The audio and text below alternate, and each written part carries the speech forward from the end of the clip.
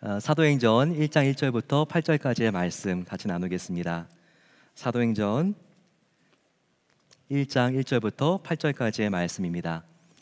1절 제가 먼저 받고 함께 교독하겠습니다. 데오빌로여, 내가 먼저 쓴 글에는 무릇 예수께서 행하시며 가르치시기를 시작하신부터 그가 택하신 사도들에게 성령으로 명하시고 승천하신 날까지의 일을 기록하였노라. 그가 고난받으신 후에 또한 그들에게 확실한 많은 증거를 친히 살아계심을 나타내사 40일 동안 그들에게 보이시며 하나님 나라의 일을 말씀하시니라. 사도와 함께 모이사 그들에게 분부하여 이르시되 예루살렘을 떠나지 말고 내게서 들은 바 아버지께서 약속하신 것을 기다리라. 요한은 물로 세례를 베풀었으나 너희는 멸날이 못되어 성령으로 세례를 받으리라 하셨느니라.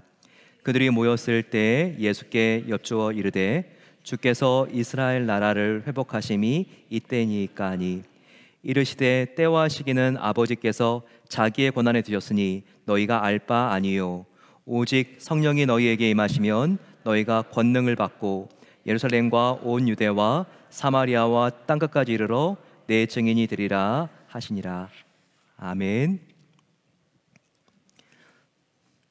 전 세계 집회를 많이 다니신 빌리 그레함 목사님이 이와 같은 말을 하신 적이 있다고 합니다. 일본에 갔더니 공장의 기계 소리가 새벽을 깨우는 것을 보았습니다. 스위스에 갔더니 새소리가 새벽을 깨우는 것을 들었습니다. 한국에 갔더니 기도 소리가 새벽을 깨우더군요. 이렇게 말을 했다고 합니다. 새벽 기도가 처음으로 시작이 되고 그리고 가장 새벽에 많은 사람들이 모여서 기도하는 나라, 바로 대한민국입니다. 정말 새벽 기도가 오늘날의 한국을 만들었다고 해도 결코 과언이 아닐 겁니다. 새벽 기도가 어떻게 시작됐는지 아십니까? 1907년 한국 기독교의 아버지라고 할 수 있는 기선주 목사님이 평양 장대현 교회에서 새벽에 기도하기 시작했습니다. 새벽 4시에 박치록 장로와 함께 기도를 했는데 소문이 삽시간에 퍼졌습니다. 곧 500여 명의 성도님들이 함께 모여서 새벽을 기도로 깨우기 시작했습니다. 그 후로 이 기도 운동은 전도 운동으로 불길이 번지면서 평양이 동방의 예루살렘이라고 하는 호칭을 받을 정도로 그런 대부흥이 일어났습니다. 평양 대부흥 운동, 그리고 한국의 모든 대각성과 부흥 운동과 또 수많은 전도의 운동들이 바로 이 새벽 기도의 힘으로 일어나게 된 것입니다. 부활절 이후에 예수님께로 더욱더 가까이 나아가기를 원하시는 저와 여러분들, 바로 다른 길이 없습니다. 우리가 심령의 회복과 부흥을 원한다면 우리가 함께 기도의 자리로 나아가야 하는 것입니다. 비가 오는 날이면 서글프게 개굴개굴 울고 있는 청개구리 이야기는 우리 모두가 어릴 때부터 들은 이야기일 겁니다. 엄마 개구리가 뭐든지 부탁을 하거나 명령을 하면 거꾸로 하는 아들 개구리가 있었습니다. 정말 골칫덩이였고 너무나 마음이 아팠죠. 그렇기 때문에 이제 병들어 죽을 때가 되었는데 그 아들 개구리를 불러놓고 이렇게 유언을 하게 됩니다. 내가 죽거든 제발 물가에 묻어달라라고 말을 하죠. 하지만 엄마 개구리의 본심은 그게 아니었죠. 정말 양재 바른 곳에 자기를 묻어주기를 그렇게 원했습니다. 하지만 늘 거꾸로 하는 말 안 듣는 이 개구리니까 이렇게 아들한테 이렇게 개천 옆에 묻어달라고 부탁을 하고 죽은 겁니다. 결과는 우리가 다 아는 대로입니다. 아들 청개구리는 그래도 어머니의 마지막 유언인데 제대로 지켜야지 라고 하면서 강가에 어머니를 묻게 되죠. 그래서 지금도 비가 오는 날이면 청개구리가 개굴개굴 운다고 하지 않습니까? 그 뜻은 믿던지 맞던지 엄마 떠내려가면 어쩌나, 엄마 떠내려가면 어쩌나, 이와 같은 정말 그 뜻이 개굴개굴이라고 합니다. 여러분, 여기서 나오는 이 동화의 메시지가 무엇일까요? 그것은 엄마 인생은 정말 끝까지 안 풀리네, 이런 걸까요? 아닐 겁니다. 그 본인은 바로 한낱 개구리조차도 부모가 남기는 마지막 말, 유언은 경청하고 중요하게 여긴다. 바로 이 뜻이겠죠. 오늘 우리가 읽은 본문에서 예수님의 지상에서의 마지막 말씀이 나옵니다. 마지막 말씀 정말 중요하죠. 하지만 이것을 우리가 유언이라고 말할 수는 없을 겁니다. 왜냐하면 예수님은 분명히 승천하셨고 지금도 살아계시고 다시 재림하실 주님이시기 때문입니다. 하지만 이 땅에서 남긴 마지막 말씀이기 때문에 이 말씀은 그렇게도 중요한 겁니다. 예수님은 바로 이 말씀을 통해서 하나님의 백성인 저와 여러분들이 무엇을 위하여 살아가야 되는가, 삶의 목적과 그 목적을 이루기 위해서는 우리가 어떻게 살아야 되는가, 이 방법에 대하여 아주 명확하게 알려주고 있습니다. 먼저 우리가 이 본문에 들어가기 전에 이 서신은 누가 썼는지를 알아야 되겠죠. 사도행전은 누가 썼습니까? 누가가 썼죠. 외우기 쉽게 누가 썼냐면 누가가 썼습니다. 누가는 성경에서 두 권을 썼죠. 누가복음과 사도행전을 썼습니다. 그런데 누가복음을 봐도 사도행전을 봐도 이 책을 누가가 썼다고 하는 말은 없습니다. 하지만 이 두 책을 보게 되면요, 같은 사람이 썼다는 것을 한눈에 알아차릴 만큼 공통적인 문체와 구조가 나타나고 있습니다. 누가는 그 직업이 특별했죠. 의사와 역사가였습니다. 그렇기 때문에 그의 글 쓰는 방식이 얼마나 체계적이고 논리적이고 그리고 정말 치밀한지 이와 같은 그의 문체가 여기에 그대로 나타나 있습니다. 누가의 또한 특별한 점은 신약 성경을 썼던 모든 저자들 중에서 유일하게 이방인, 특별히 헬라인이었다는 것입니다. 그렇기 때문에 누가는 다른 사람들이 겨냥할 수 없는 특별한 독자층에 대한 관심이 있었습니다. 그것은 자기와 같은 배경을 가진 이방인들, 특별히 헬라계 이방인들에게 그가 예수님을 소개하고 싶은 강한 열정이 있었던 것을 우리가 알게 됩니다. 그래서 누가복음과 사도행전은 아주 특별한 독자를 겨냥해서 그가 쓴 힌트가 나오고 있습니다. 오늘 사도행전 1장 1절에 그 힌트가 나와 있는데요, 한번 보시기 바랍니다. 데오빌로여, 내가 먼저 쓴 글에는 무릇 예수의 행하시며 가르치기를 시작하신부터 라고 하는 대목이 나와 있습니다. 특별한 수신자 데오빌로라고 하는 사람이 나와 있죠. 이 데오빌로, 앞에 데오라고 하는 것은 하나님이라고 하는 뜻입니다. 그리고 빌로는 필레오라고 하는 말에서 파생이 되었는데, 필레오는 사랑이라고 하는 말입니다. 바로 여기서 동부의 도시 필라델피아가 나왔죠. 그래서 데오빌로라고 하면 하나님께 사랑을 받은 자라고 하는 이름입니다. 이름치고는 굉장히 그 의미가 좋습니다. 또 한글어 성경에는 여기 데오빌로여라고 나와 있지만 이 어미를 특별히 우리가 헬라어로 보게 되면요, 가카라고 하는 호칭입니다. 굉장히 높은 사람이죠. 그렇기 때문에 지금 누가는 이방인 중에서도 헬라인 중에서 가장 최고위층에게 지금 편지를 쓰고 있습니다. 바로 그것은 지금 본인이 경험한 예수가 누구인지를 이 데오빌로도 알기를 원하는 마음에서 지금 이 편지를 쓴 것입니다. 특별히 누가가 누가복음과 사도행전을 썼던 바로 이 두 책에는 특별한 목적이 있다는 것을 우리가 나누었습니다. 누가복음을 통해서는 3년 반의 공생애 동안에 예수님이 어떤 일을 하셨는지 이것을 알려주기를 원했습니다. 일부 누가복음 다음에 2부라고 할 수 있는 사도행전을 통해서 누가는 이번에는 예수님께서 남겨주신 제자들이 어떠한 일을 이루어 갔는지 그 놀라운 현장 속에 이 데오빌로를 초청하면서 저와 여러분들을 초청하고 있습니다. 특별히 그 당시에 예수님의 제자들과 초대교회 성도들, 정말 그들은 예수님을 만났고 영접한 사람들이었지만 그들을 둘러싼 환경과 그들에게 예수님을 믿기 때문에 갑작스럽게 닥친 일은 굉장히 충격적이었습니다. 그들은 정말 예수님을 믿기 때문에 출세의 가도를 달리거나 탄탄대로를 걷지 않았습니다. 그들은요, 예수님을 믿기 때문에 오히려 사회적인 질탄을 받고 가혹한 탄압과 오해와 박해와 순교의 위협에 그들은 내몰려야 됐습니다. 하지만 그럼에도 그들은 어떻게 이렇게 힘이 빠질 수밖에 없는 상황 속에서, 또한 가혹한 외부 환경 속에서 무너지지 않고 좌절하지 않고 오히려 기뻐하고 예수님의 능력 있는 제자들로 그들이 살아갈 수 있었을까요?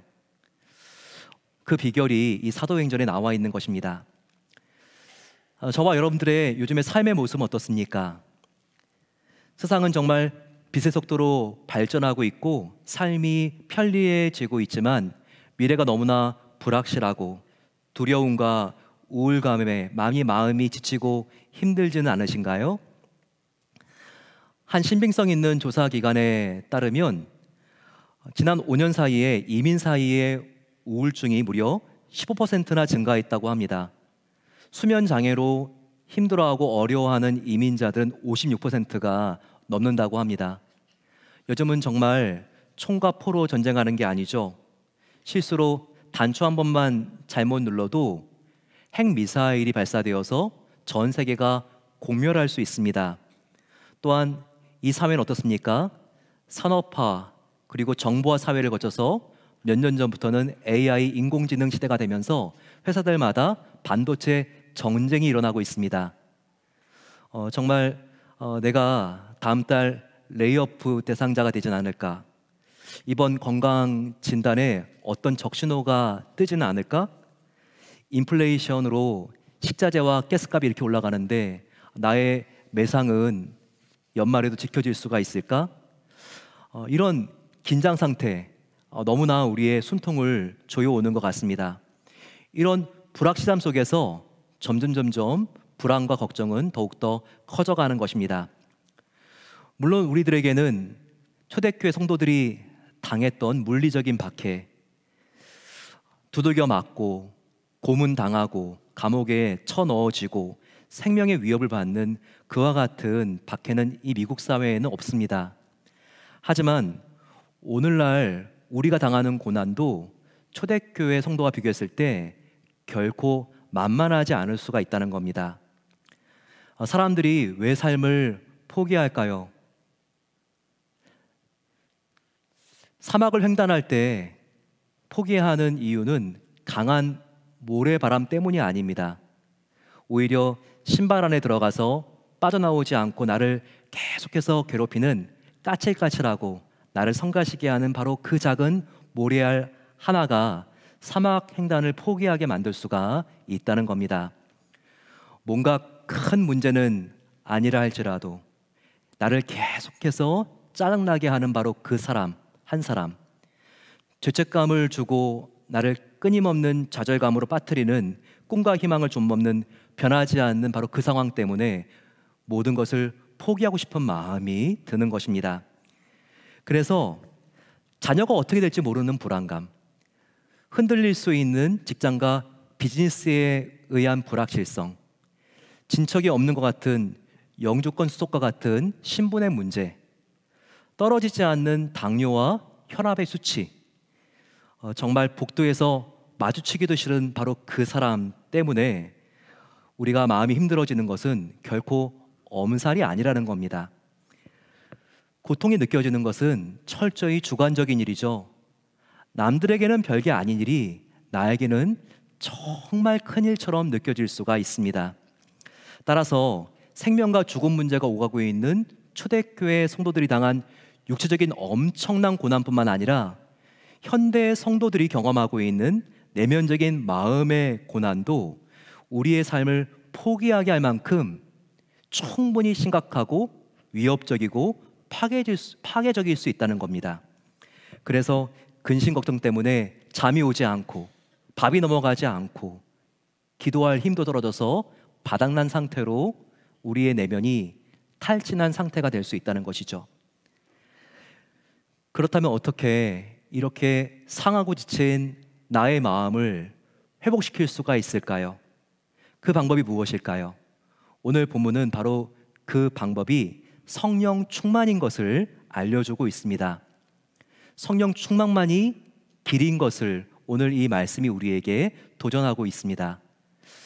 우리 한번 옆에 있는 분들에게 이렇게 한번 축복하면 좋겠습니다. 성령 충만을 받고 승리하시기를 원합니다. 우리 같이 한번 옆에 있는 분들에게 같이 한번 인사할까요? 성령 충만을 받고 승리하십시오. 네, 오늘 함께 성령 충만을 함께 우리가 받고 승리할 수 있는 그 방법을 함께 배워보기를 원합니다. 그럼 어떻게 성령 충만을 받을 수 있을까? 정말 먼저 말씀드린 대로 우리가 겸손하고 간절하게 하나님께 나아가 기도해야 합니다. 기도하는 것만이 유일한 성령 충만을 받을 수 있는 길인 것입니다. 예수님은 십자가에 죽으시고 사흘 만에 부활하셨습니다. 그리고 약 40일 정도를 이 땅에 살면서 제자들에게 천국 복음을 가르쳐 주셨습니다. 그래서 하나님의 나라가 어떤 나라인지를 설명해 주셨죠. 그러면서 이렇게 제자들에게 위로해 주시고 당부하셨습니다. 사랑하는 제자들아, 이제 내가 곧 승천한다. 하지만 절대 슬퍼하거나 낙심하지 마라. 내가 너희를 고아와 같이 내버려 두지 않을 거야. 내가 반드시 며칠 뒤에 성령을 보낼 거다. 너희가 간절히 성령 받기를 사모해라 라고 성령을 기다리라고 그렇게 예수님께서 말씀해 주셨습니다. 바로 그것이 오늘 본문 4절과 5절에서 나와 있죠. 예수님이 말씀하십니다. 사도와 함께 모이사 그들에게 분부하여 이르시되 예루살렘을 떠나지 말고 내게서 들은 바 아버지께서 약속하신 것을 기다리라. 하나님 아버지께서 약속하신 것이 무엇입니까? 바로 5절 보게 되면 성령의 세례를 받아라 라고 하는 말을 통해서 그 약속하신 것이 성령인 것을 분명히 우리에게 알려주고 있습니다. 그래서 제자들은 예수님의 분부대로 예수님이 승천하신 다음에 성령을 간절히 기다립니다. 하지만 그들이 너그를 잃고 그냥 하늘을 바라보면서 아무것도 하지 않고 성령을 기다렸을까요?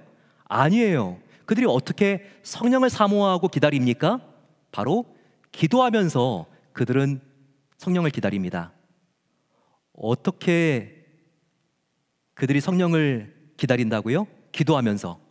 그런데 정말 그들은요, 필사적으로 기도하면서 그렇게 성령을 기다리고 있습니다. 바로 그 모습이 사도행전 1장 14절에 나와 있죠. 여자들과 예수의 어머니 마리아와 예수의 아우들과 더불어 마음을 같이하여 오로지 기도에 힘쓰더라 라고 나와 있습니다. 여기서 오로지라고 하는 말에 우리가 주목해야 됩니다. 바로 그때 제자들이 기도했던 자세에 대하여 나와 있죠. 오로지는 무슨 뜻입니까? 이것은 다른 방법이 없는 것처럼 그렇게 그들이 전심으로 전폭적으로 필사적으로 그들이 기도했다는 것을 여기서 보여주고 있습니다. 저와 여러분들의 기도하는 태도는 어떻습니까? 하나님 뭐 들어주시면 좋고 안 들어주시면 그만이고 이렇게 나뉘어진 마음으로 기도하고 있지는 않습니까? 하지만 하나님께서 정말 기뻐하시고 하나님께서 받기를 원하시고 우리에게 응답을 주시는 그 기도의 특징은 다른 방법이 없는 것처럼 오로지 기도하기를 원하신다는 겁니다. 그들이 이렇게 기도했을 때 어떤 결과가 있었죠? 열흘 뒤에 마가의 다락방에서 이렇게 기도하고 있었을 때 불같은 성령이 떨어집니다. 그리고 나선 그들은 최초의 성령 강림의 증인들이 되는 것이죠. 제자들은 예수님께서 약속하신 대로 성령을 받게 됩니다.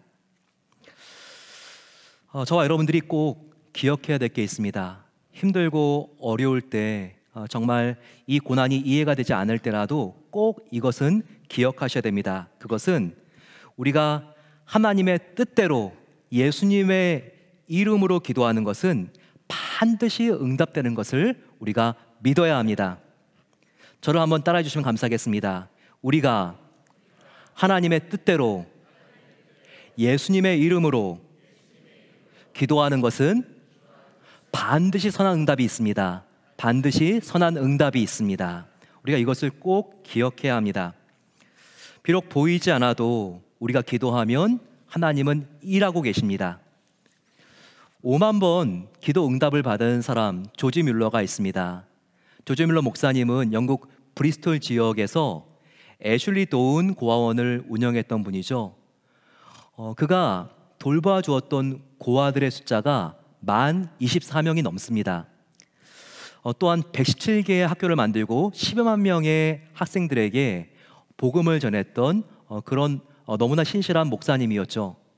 그런데 정말 가지가 많은 나무에 바람 잘 날이 없다고 얼마나 목사님에게 많은 문제가 생겼겠습니까? 하루는 밤새도록 폭우가 쏟아지는 날이었습니다. 그 다음날 아침 애슐리 다운 고아원에는 먹을 것이 도무지 남아있지 않았습니다. 한 부모가 목사님의 방의 문을 두드렸습니다. 원장님, 지금 아침에 아이들을 먹일 것이 없습니다. 어떻게 하죠? 그러자 목사님은 그 부모에게 말을 했습니다. 우리 한번 하나님이 어떻게 이번에도 응답하시는지 봅시다 라고 말하면서 400명의 고아들을 다 이 고아원 식당에 모이게 합니다. 그러면서 빈 식탁에 빈 그릇을 올려놓으라고 합니다. 그러면서 400명의 고아들과 또한 선생님들과 함께 목사님이 손을 함께 붙잡고 이렇게 기도했습니다. 하나님, 곧 먹을 것을 보내주실 것을 믿고 감사의 기도를 올려드립니다. 식사의 기도가 마치자마자 딩동 초인벨 소리가 들렸습니다. 바로 고아원 앞에 한 대의 마차가 도착을 했는데 거기에는 따끈따끈하고 막 쪄낸 빵들과 신선한 우유가 가득 실려 있었습니다. 인근 공장에서 종업원들의 야유회에 쓰기 위해서 빵과 신선한 우유를 준비했습니다. 그런데 폭우가 이렇게 새벽까지 내리자 취소가 되어서 그 사장이 고아원에 이 모든 먹을 것들을 보낸 것이었습니다. 조지 뮬러 목사님의 마지막 기도 제목은 자기의 정말 절친한 친구가 있었는데 예수님을 믿지 않는 것이었습니다. 목사님이 돌아가셨는데도 정말 이 친구가 영접하지 않자 그래도 5만 번의 기도는 응답되었지만 이 기도는 응답되지 않는가 보다 사람들이 생각했죠. 그런데 목사님의 장례식에 이 친구가 왔습니다. 그런데 이 친구가 목사님이 마지막까지 하나님께 올려드린 기도가 바로 자기가 예수님을 믿는 것이라는 것을 그가 들은 다음에 눈물을 흘리면서 목사님의 장례식에서 예수님을 영접하게 되었습니다. 얼마나 놀랍습니까? 이렇게 우리가 하나님의 뜻대로 예수 그리스도의 이름으로 기도한 것은 반드시 선한 응답이 있는 것입니다. 기도하지 않으면요, 내가 내일을 해야 돼요. 하지만 저와 여러분들의 능력이 힘이 얼마나 되겠습니까? 하지만 기도하면 내일을 하나님이 해주십니다. 천지를 창조하신 하나님이, 전능하신 하나님이 내가 기도했을 때 그때 움직이기 시작하시는데 기도가 얼마나 우리의 인생을 풍요롭게 하고 우리의 인생을 값지게 합니까? 이것을 알았던 마르틴 루터는 이렇게 말합니다. 나는 너무나 하루 일과가 바쁘기 때문에 하루에 3시간 기도하지 않을 수가 없었습니다. 자기의 힘으로는 이 어려운 일과를 감당할 수 없었던 마르틴 루터는 바로 하나님 앞에 무릎을 꿇고 기도하는 그 자리를 사수함으로써 자기의 인생을 걸었던 것입니다.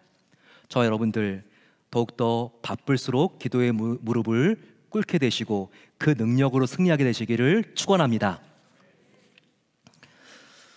두 번째, 성령 충만은 우리가 은둔처로 도피할 때가 아니라 삶의 현장에서 받게 되는 것을 꼭 기억해야 됩니다. 사도행전 1장 4절 말씀을 보게 되면 사도와 함께 모이사 그들에게 분부하여 예수님께서 이르시되 예루살렘을 떠나지 말고 라고 하는 이 말씀이 나옵니다. 예수님의 제자들은 이 말씀을 듣고 좀 이상했을 수가 있습니다. 왜냐하면 땅끝까지 나아가서 복음을 전하라고 했는데 왜 다시 예루살렘으로 돌아가라고 하십니까? 이 말씀은 제자들의 마음을 상당히 불편하게 만들 수 있고 두렵게 만들 수가 있고 비효과적이고 매력 없이 느껴지게 해줄 수가 있습니다. 왜 그렇습니까? 예루살렘은 불과 40일 전만 해도 예수님을 십자가에 못 박았던 원수들이 있었던 곳입니다. 그곳은 예수님을 십자가에 못 박고 제자들을 잡으려고 했던 총독 본디오 빌라도, 로마 군병들, 대제사장, 그리고 그의 하속인들, 그리고 또한 자기들을 잡으려고 했던 수많은 군중들이 도사리고 있는 곳이었습니다. 예루살렘에는 지금 복음에 대하여, 우리 제자들에 대하여 이렇게 반대하는 사람이 많은데 왜 하필 그곳으로 다시 돌아가라고 하십니까? 그들은 하나님의 나라를 시작하려고 하면 이제 멋진 저 세상으로 나가야 된다고 생각했는지 모릅니다. 하지만 예수님의 마음은 달랐던 거예요. 예수님의 우선순위는 달랐던 거예요. 예수님의 생각은 우리가 하루하루 피 튀기면서 살아가는 바로 그 현장, 우리가 실패를 맛보고 넘어지고 쓰러지고 반대자들이 가득한 바로 그곳으로 가라고 한 것입니다. 사랑하는 성도 여러분, 성령 충만은 어디에서부터 시작합니까? 다른 곳이 아니라 우리의 삶의 현장에서 시작된다는 것입니다.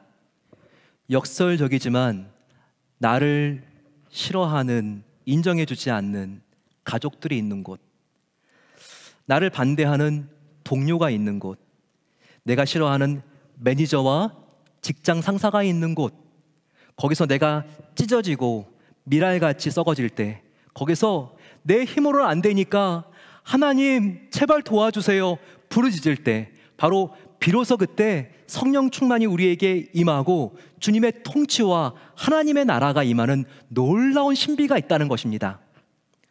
성령 충만을 받기 위해서 삶의 현장을 떠나지 마시고 간절히 기다리고 기도하심으로써 불같은 성령과 부흥의 체험을 하게 되시는 우리 성도님들 되시기를 축원합니다. 마지막으로 성령 충만은 나의 힘이 아니라 하나님의 권능, 성령의 권능으로 받을 수 있다는 것을 우리가 기억해야 합니다. 오늘 8절 말씀을 다시 한번 저희들의 마음에 새기면서 같이 한번 읽어보겠습니다. 시작. 오직 성령이 너희에게 임하시면 너희가 권능을 받고 예루살렘과 온 유대와 사마리아와 땅끝까지 이르러 내 증인이 되리라 하시니라. 성령이 임하면 하나님의 권능을 받는다고 말하고 있습니다. 그렇다면 성령의 권능을 받는 목적이 무엇일까요? 성경을 보시면서 8절에서 찾아보시기를 바랍니다. 우리가 승진하기 위해서 성령의 권능을 받습니까? 우리가 부자가 되기 위해서 성령의 권능을 받나요?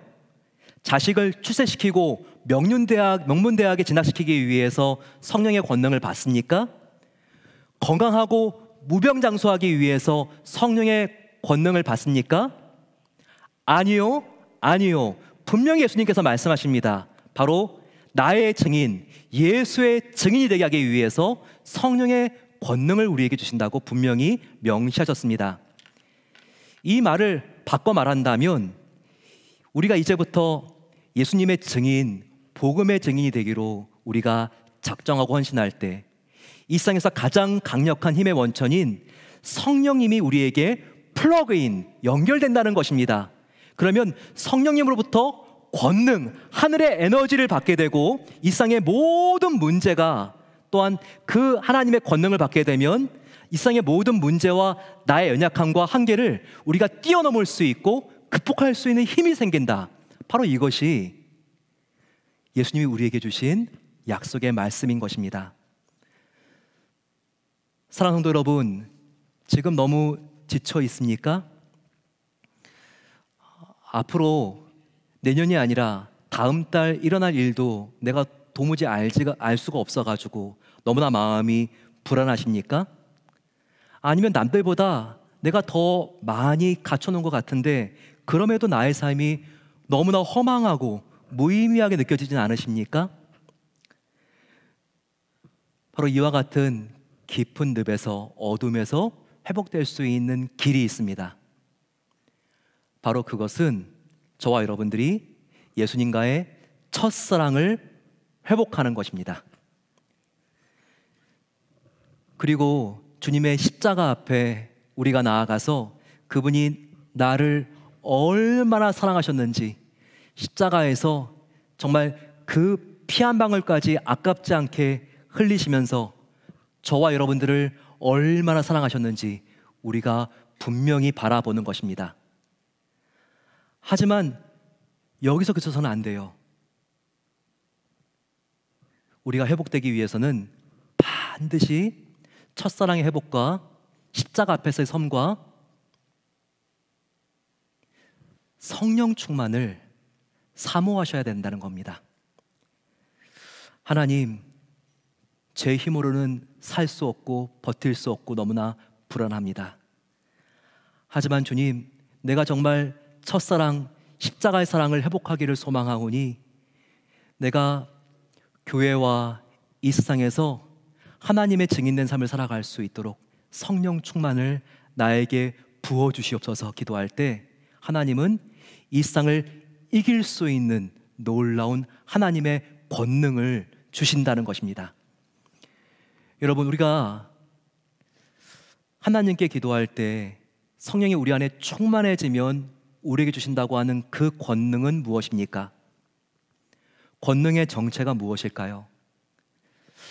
이 권능의 원어는 두나미스라고 하는 말인데 다이너마이트가 여기서 파생이 되었습니다.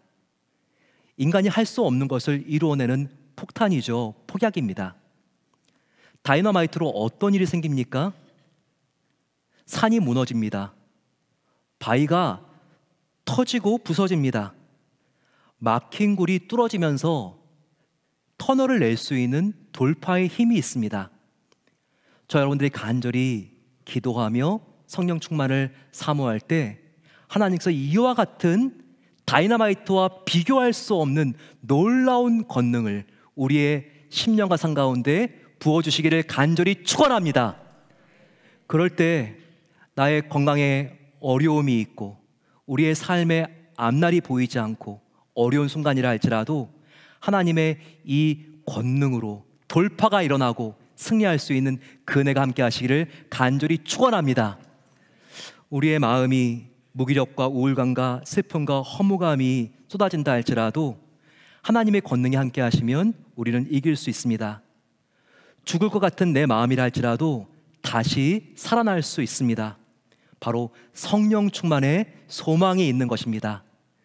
성령 충만 간절히 사모하시고 성령님으로 충만하게 되어서 우리의 삶의 자리에서 예수님이 높임을 받으시고 이 권능으로 절망의 자리에서 일어나 복음의 증인으로 이 세상을 이기게 되시기를 간절히 축원합니다.